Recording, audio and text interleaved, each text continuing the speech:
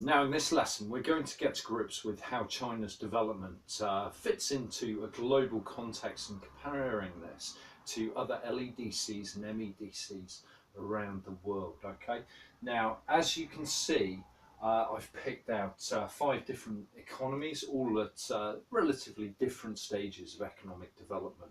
So that gives us a nice contrast. I've put down figures from 2016 because I was able to get hold of full year annual figures for 2016.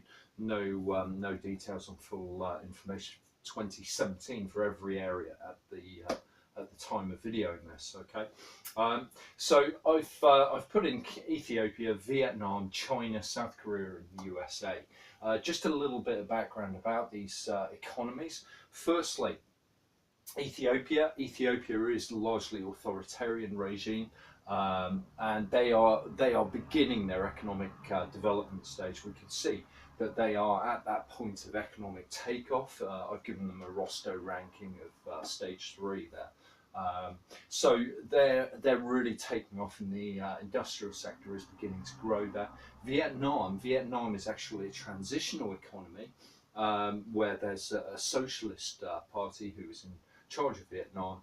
It's a one-party state, and they are opening up more broadly in a similar sort of way to China, but we can see clearly from the GDP per capita figures that they are only sort of a quarter of the wealth per person as China.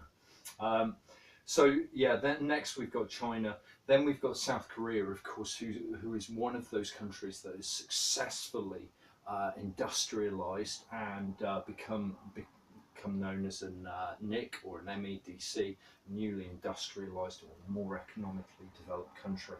And we can see that's really reflected by the GDP per capita. And finally, I've put down the US here.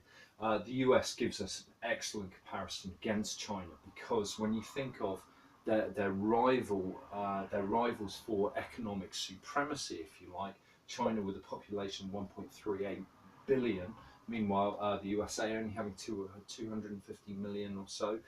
So you can see in terms of the population size, vastly different, but of course the US is still the larger economy at the time of filming. Depending on what measure you use, of course, but in terms of total GDP, America is the bigger economy.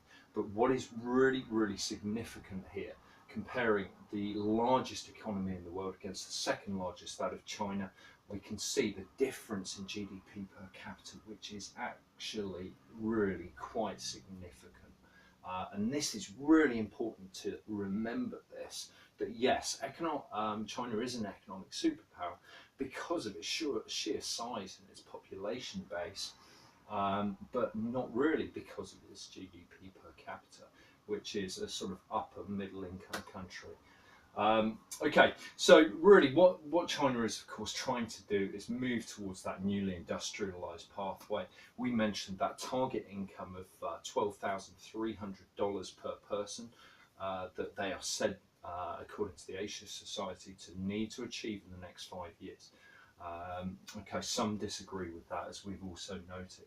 We can see the varying GDP growth rates here as well of these respective economies. So 7.6, 6.2, 6.7, 2.8 and 1.6. So the clear difference here is the cutting edge growth that we see in the likes of South Korea and the USA. Okay, so referring back to the solo model, this is cutting edge growth. This is far more about catch-up growth. Okay.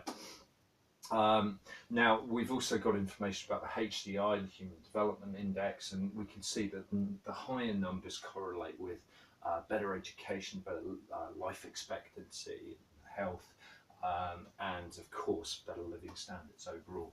So of course we see that increase as the wealth of those nations actually increases there. Meanwhile, Gini coefficient, 0.33 in Ethiopia, 0.29, bit of a low there in South Korea, China around about 0.46 or so, and the US 0.41. The US does have certain problems with regard to its inequality, so yeah, we can see that reflected. Of course, a higher number reflecting more inequality but South Korea have managed to balance out their economic development very successfully. The composition of the GDP is also another interesting area for us to focus in on, and again links back to Rostow's model. In Ethiopia, we can see that there is a really powerful agricultural sector representing 41% of the economy at the moment. It is still largely primary product dependent, and of course that poses problems with things like the Prebisch-Singer hypothesis. 16% in manufacturing, 43% in services. So the manufacturing sector beginning to take flight there and really take off. That's expected to go over to grow over coming years as well, of course, as they see themselves as a light manufacturing centre for Africa and further afield. Next up, we've got Vietnam, just 17%. So we can see a tail off in the primary sector, as we would expect according to Rostow's model, and also if you know it, the Clark sector model. So 16%, 39% in manufacturing here.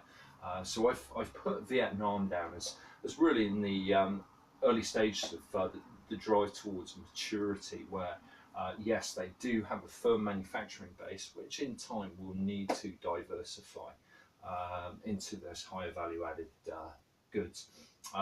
Okay, moreover, China, just 9% of the population in agriculture, 40% in manufacturing, 51% in services. There's diversification underway here, but that process needs to be sped up, as we know. South Korea, just 3% in primary, and we see more growth in the service sector. And finally, the trend continues here, okay, with the US, just 1% in agriculture, 19% in manufacturing, and 80% elsewhere.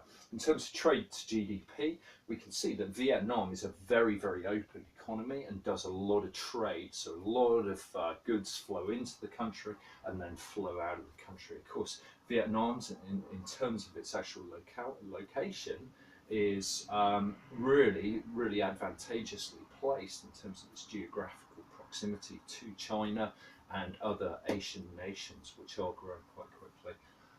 The likes of, for instance, Thailand and Malaysia and Indonesia. Then we've also got China, 37%. This seems to have dropped off a little bit, so there seems to be a little less trade now as the economy has been growing that much more.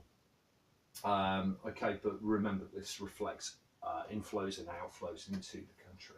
South Korea, far more open economy, and the US, 50% there. Poverty, again, we see that same trend here. Okay, so less than 1% here in the US and 31% in Ethiopia, just 2% in China, and they want to try and eradicate this over the next 3 years.